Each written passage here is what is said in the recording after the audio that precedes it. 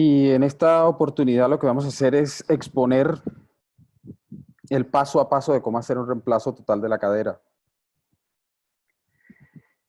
Eh, esta charla hace parte del ciclo de charlas que se presenta en el CLEMI semestralmente en el curso de cómo hacer un reemplazo total primario de cadera, al cual pues están cordialmente invitados también. El objetivo de la charla es ilustrar la secuencia de un reemplazo primario de cadera, con el fin, en este caso, de solucionar el problema de esta paciente de 74 años, sin comorbilidades, con un año de dolor severo en su cadera derecha. Y la idea es, yo quisiera en esta oportunidad comenzar por el final. El final es el resultado, el puerto de llegada, el resultado posoperatorio de la cirugía. Cómo llegar del punto A, que es la diapositiva anterior, al diapositiva, a esta diapositiva al final, es lo que vamos a hacer, es el paso a paso. No es una verdad absoluta. Esta ruta que les voy a demostrar no es la única ruta, no es la ruta verdadera, no hay un paso dogmático que no se pueda cambiar, ni mucho menos, pero esta ruta sí tiene que tener unos principios y unos fundamentos, así como cualquier paso a paso que ustedes quieran desarrollar para ejecutar un reemplazo primario. En este caso, expongo el final porque me gustaría decir cuáles son mis pilares fundamentales en la secuencia de un reemplazo de la cadera. Y el primero es sistematicidad. Sistematicidad habla de que sea reproducible este reemplazo de cadera en el siguiente paciente y que tenga el mismo resultado. Y que vaya creando un proceso idéntico para cada cirugía, los mismos pasos, la misma secuencia, los mismos ayudantes, la misma posición, etc. Esta idea es extraída de la ingeniería industrial, en la cual tratan de hacer un proceso sistemático igual, cada cosa igual a la otra, igual a la otra. El Big Mac que se come aquí en Barranquilla es el mismo Big Mac que se come en Zurich y es el mismo Big Mac que se come en Beijing. Ya tienen un proceso establecido del cual es sistemático. Y la idea es extraer esa idea y aplicarla en esto para crear un proceso, un paso a paso igual en cada cirugía. También tiene que estar arropado en pragmatismo, hacer lo que sirva.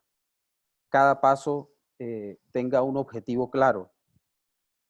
Y siempre está guiado en la medicina basada en la evidencia. ¿Qué es lo mejor para el paciente? ¿Qué, eh, eh, qué le evita daño al paciente? ¿Y qué es lo más costo efectivo? Y lógicamente, por último, tener una adecuada relación médico-paciente fundamentada en educación al paciente y en aterrizar las expectativas de los resultados del reemplazo articular. Todo esto lo que crea es algo que genera valor, algo que usted puede coger y ofrecérselo al paciente, algo que puede ofrecérselo a una institución. Entonces, el primer paso que se hace para un reemplazo de cadera es planear, escoger el paciente y planear qué se va a hacer. Planear un reemplazo articular evita problemas, evita complicaciones, porque usted preoperatoriamente, antes de llevar al paciente, debería saber qué tamaños protésicos va a utilizar y saber si están disponibles. Le ayuda a afrontar las posibles complicaciones intraoperatorias que se puedan presentar o los defectos o deformidades óseas que pueda tener el paciente y usted tenga que resolver intraoperatoriamente. Planear se debe hacer, se debe gastar todo el tiempo que uno necesite para planear, para que intraoperatoriamente no tengamos que estar haciendo, inventando cosas. Uno debe abrir el paciente y ya sabe qué hacer desde el momento en que abre el paciente hasta el momento que lo cierra. En eso consiste planear. Planear consiste en evaluar clínicamente el paciente y radiológicamente el paciente. ¿Qué deformidades tiene el paciente que debemos solucionar? Discrepancia de longitud, deformidades en rotación externa, si el paciente el mecanismo aductor le funciona o si tiene algún imbalance pélvico que debamos ajustar la posición de los implantes a esta. Y lógicamente, clínicamente y radiológicamente también. También planear significa escoger el paciente y cuándo operarlo. No debemos operar pacientes con infecciones activas en la extremidad o pacientes con obesidad mórbida, con IMC mayor de 40, no es adecuado. Incluso en nuestra población, en los sitios donde yo trabajo, tenemos el límite en 35 de índice de masa corporal. Mayor de esto, después de esto comienzan muchas complicaciones de infección y problemas de la herida quirúrgica. Controlar comorbilidades como la diabetes, tener muy en cuenta a los pacientes de falla hepática, que son un subgrupo de pacientes que te presentan muchísimas complicaciones. Entonces, ahora sí, después de que ya tenemos el paciente, lo hemos diagnosticado, lo hemos escogido y lo hemos optimizado, ya lo tenemos la radiografía, que siempre debe ser una AP de la pelvis centrada en pubis, que el emisor de rayos esté a 1 metro del paciente cuando se tome la radiografía. Siempre tomar radiografía AP y lateral de la cadera también. Así nos evitamos muchos problemas de deformidades que a veces no detectamos en la radiografía AP. Y en este caso, comenzamos a hacer el planeamiento radiológico, que es, el primer paso es planear el componente acetabular. Entonces, el primer paso que hacemos con la radiografía es dibujar 2 líneas, una biisquiática y una línea que pase por la base de la gota de lágrimas. Después, a 1 centímetro de la gota de lágrima, dibujamos una línea a 40 grados y esa es la posición del acetábulo, tratando de dejarla, planeando para dejarla en las posiciones que nos dicta Lewinek, de 40 más o menos 10, y una anteversión de 15 a 25 grados. Después de esto, sabiendo dónde va el borde del acetábulo, planeamos dónde va la copa. La copa nunca debe estar más allá de la línea de Kohler. Sabiendo dónde va la copa, sabiendo cuáles son los bordes, en este momento ya podemos utilizar las plantillas para saber exactamente cuál es el tamaño protésico que vamos a utilizar. En el momento de utilizar la plantilla tenemos que demarcar puntos exactos en el borde superexterno del acetábulo, el centro de giro y la gota de lágrima. La copa acetabular no debe llegar a la gota de lágrima. El borde inferior de la copa acetabular no debe llegar a la gota de lágrima porque usted estaría retirándole mucho hueso en la parte medial. La copa no debe sobrepasar la línea de Kohler idealmente, sino generalmente está a 1 centímetro. Por eso a 1 centímetro es que se traza la línea con el ángulo a 40 grados. Este planeamiento estos pasos sistemáticos nos ayudan a solucionar problemas también un poco más complejos. No solamente la señora que estaba hablando inicialmente, sino por ejemplo que con las mismas líneas podemos determinar que el paciente tiene un déficit en la parte superior y nos llevaría a una estabilidad de la copa si lo colocamos así. El planeamiento nos sirve para evitar complicaciones intraoperatorias y para saber qué es lo que tenemos que hacer y cómo resolver este problema a este paciente, ¿sí? En este caso usamos un suplemento, una cuña de metal trabecular para dar sostén a la copa acetabular. En los pacientes que tienen protrusio acetabular, tienen igual unos puntos específicos. No se debe medializar la copa, más allá de la supuesta línea de Kohler. Y ese es el límite medial de donde va la copa y donde usted tiene que planearla para colocarla, incluso en copas cementadas. Mire que en este caso se usó injerto en la parte medial y cemento alrededor de la copa, no medializándola más allá de la línea de Kohler. También se usa, pues, lógicamente, con copas no cementadas. Entonces, pues, este es el mismo caso. Ya tenemos planeada la copa acetabular, ya sabemos dónde va, sabemos que debemos seguir la periferia de la circunferencia de la parte subcondral del acetábulo, que es donde usted tiene que medir con las plantillas el tamaño de la copa. Y luego de esto seguimos con la parte femoral. En la parte femoral utilizando la línea biisquiática, nos sirve para saber si existe algún tipo de discrepancia de longitud que tengamos que corregir. En este caso, hay una pequeña discrepancia en el lado derecho siendo más corta, pero incluso esta distancia se presenta por la pérdida del grosor del cartílago articular y se puede recuperar solamente colocando los componentes en la posición adecuada, sin necesidad de agregar tamaño a la cabeza, ni mucho menos. Después de esto medimos el tamaño del canal medular a nivel del istmo. Y eso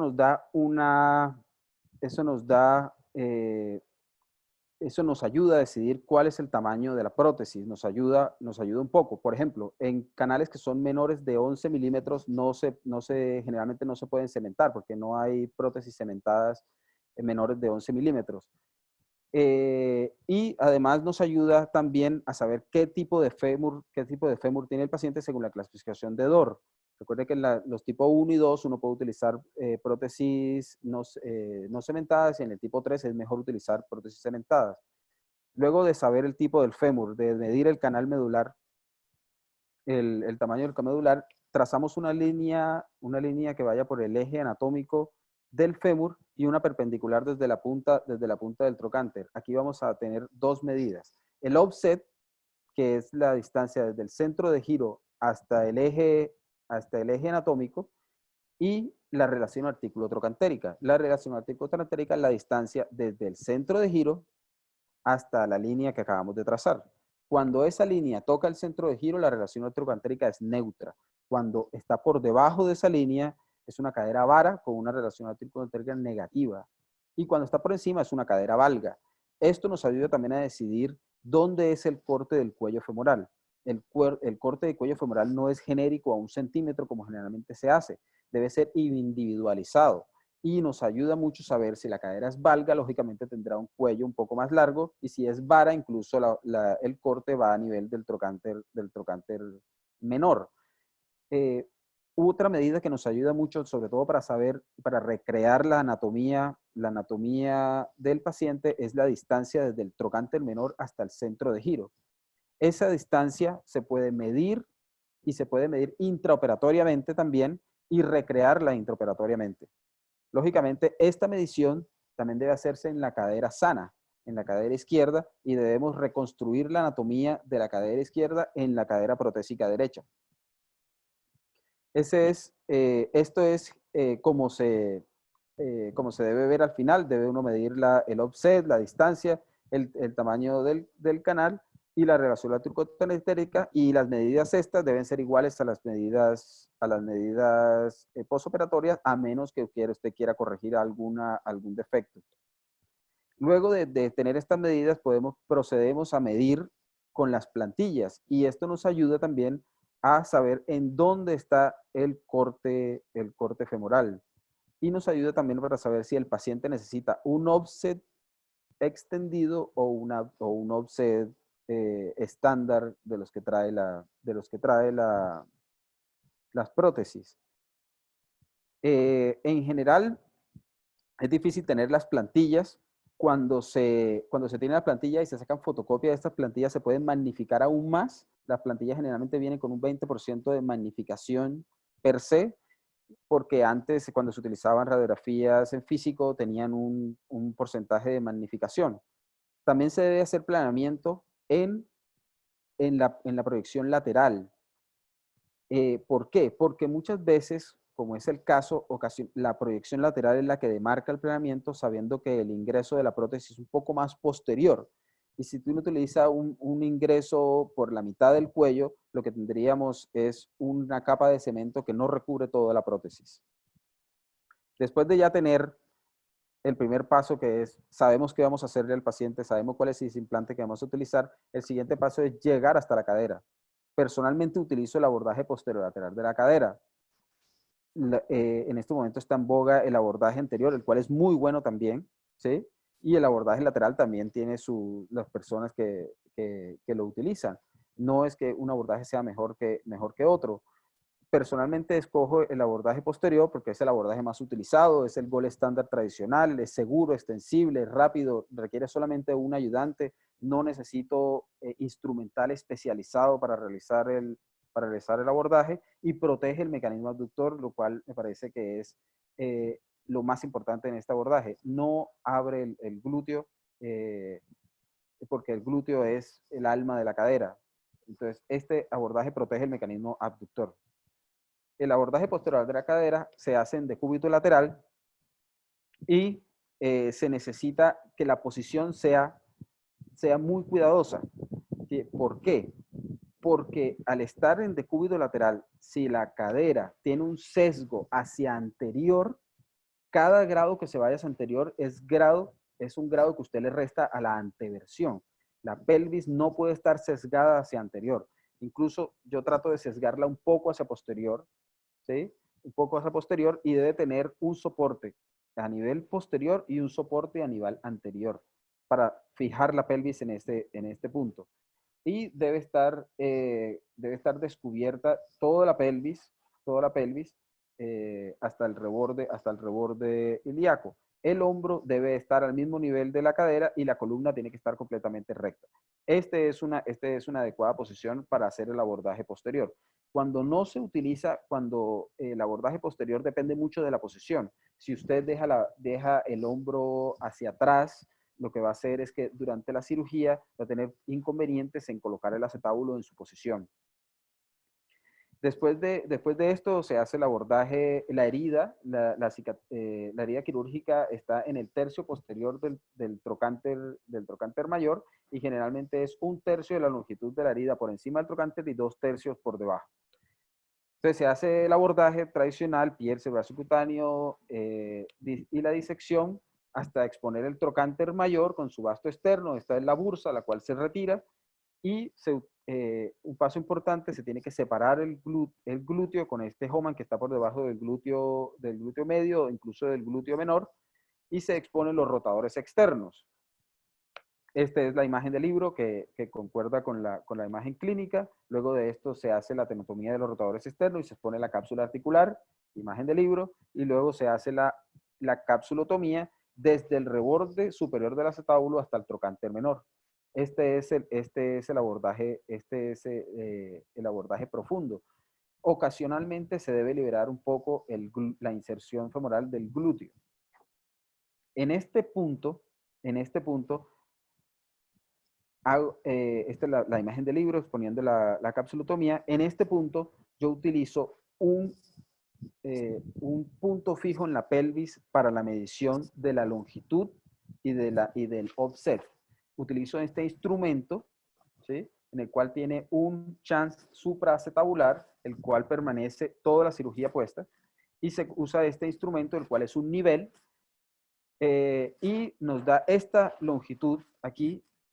Esta longitud aquí es la preoperatoria. Y si el paciente no tiene ningún problema de discrepancia de longitud, posoperatoriamente usted, después de colocar la prótesis, no debería variar la posición, También es un instrumento muy útil para medir el offset. Intraoperatoriamente, sin este instrumento o sin navegación, es muy difícil medir el offset, porque depende uno de la tensión en los tejidos blandos, depende uno de la sensación en la estabilidad, y muchas veces uno puede medir desde el trocánter hasta la cabeza, pero esto no es muy reproducible. Después de tener la medida intraoperatoria de la longitud, entonces se procede a la luxación. En este caso, les decía, se expone desde el trocánter menor hasta la cabeza, marca uno el centro de giro y ahí se puede medir la distancia del centro de giro al trocánter menor, lo cual es una medida útil para saber dónde hacer la osteotomía del cuello femoral. Y nos ayuda porque usted puede medir la distancia desde la cabeza, desde el centro de giro de la prótesis hasta el cuello protésico, y póngale, usted mide 40 milímetros, si usted tiene una distancia de centro de giro 50 milímetros, entonces debería cortar ahí sí 10 milímetros. Igual, haciendo esa resta, nos dice dónde va el corte del cuello femoral. Otra cosa que uno puede hacer para ubicar la osteotomía es utilizar las plantillas de corte. Uno coloca esta guía en el centro de giro Y utiliza esta guía de corte para saber exactamente dónde hacerlo. Después de hacer la osteotomía femoral, exponemos el acetábulo. La exposición del acetábulo generalmente se utilizan 3 a 4 Homan. El primero, el separador anterior, el primero que se coloca es el separador anterior acetabular, el cual anterioriza el fémur también. Y se coloca generalmente a las 3 en punto. Luego de esto se coloca el separador posterior, el cual se coloca en la parte superior del isquion, o yo ocasionalmente lo clavo también en el isquion. La forma de colocar estos separadores es entre el labrum y la cápsula. Entonces, cuando usted coloca estos dos separadores, se tensa la cápsula inferior, porque está jalando la cápsula anterior hacia adelante, la cápsula posterior atrás, tensa la cápsula inferior, la cual se puede liberar un poco y se coloca este chance de punta roma para exponer el fondo, para exponer la parte inferior del acetábulo y la fosa acetabular. Ocasionalmente, como en este caso, el paciente no tiene fosa acetabular porque el paciente tiene un osteofito en cortina. Que puede llevar a colocar mal la prótesis si uno utiliza como referencia el osteofito. Uno debe escarificar el osteofito, exponer la fosa que está debajo del osteofito, retirar el pulvinar, y ahí sí se expone el fondo de la fosa acetabular, que es el fondo de donde usted va a lograr la profundidad inicial de su acetábulo. Se debe iniciar con un escarificador que sea 10 milímetros menor al tamaño planeado, o se puede utilizar la cabeza femoral para saber más o menos cuál es el tamaño de la copa y restar unas 2 tallas. Tratar de iniciar con escarificadores impares. ¿Por qué? Porque si usted comienza con un escarificador par, pierde esa talla. Y va a seguir a la siguiente talla. Tratar de comenzar a iniciar con escarificador impar y uno en uno si es posible. Esta es la posición final del acetábulo. Hay que tener en cuenta las estructuras anatómicas que hay alrededor del acetábulo. La más peligrosa, lógicamente, es el paquete femoral, pero es la que menos se lesiona. La que más se lesiona es la arteria glútea superior, que está a 2 centímetros, y es cuando uno extiende mucho el abordaje hacia arriba, o ocasionalmente con un chance o con un Homan pequeño que uno coloca en la parte superior, además del problema de sangrado intraoperatorio, que es difícil de controlar, tiene un riesgo de cojera.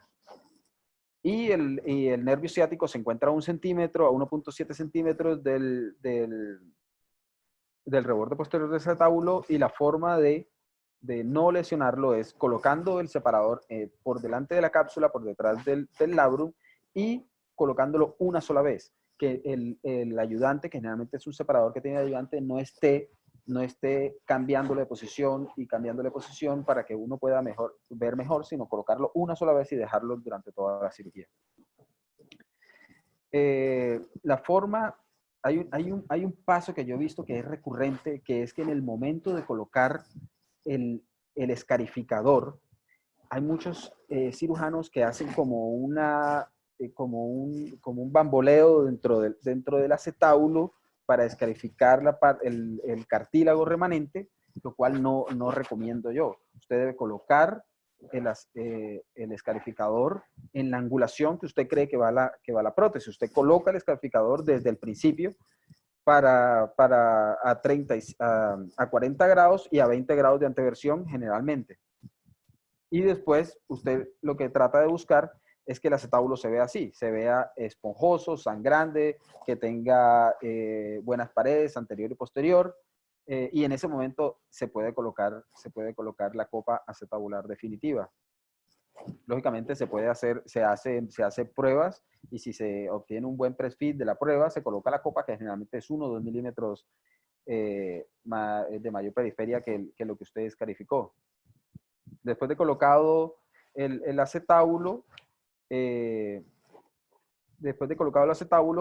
también utilizo este instrumento de fácil acceso que se compra por Mercado Libre, que es un inclinómetro, que me ayuda a objetivizar a cuánto de abducción queda la copa, porque usted lo coloca y usted está dependiendo pues de su tacto.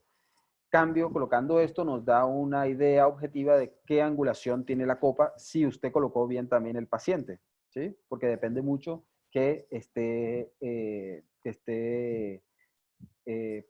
paralelo la columna y la pelvis al piso. Estos son los instrumentos que yo utilizo dentro de cirugía, son de fácil acceso, estos son hechos en realidad, ¿no? Y esto fue comprado en Mercado Libre.